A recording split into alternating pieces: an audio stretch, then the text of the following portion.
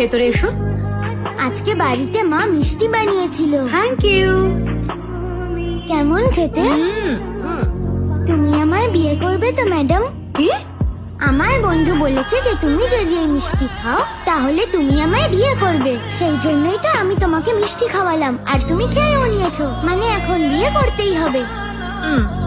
ঠিক আছে, আমি করব তোমাকে বিয়ে, কিন্তু তোমাকে অপেক্ষা করতে হবে। আগে তুমি বড় হয়ে যাও, ঠিক আছে? ঠিক আছে। কিন্তু এই কথাটা যেন তুমি আর আমি ছাড়া আর কেউ না জানে। হ্যাঁ, আমি কাউকে বলবো না। খুব ভালো।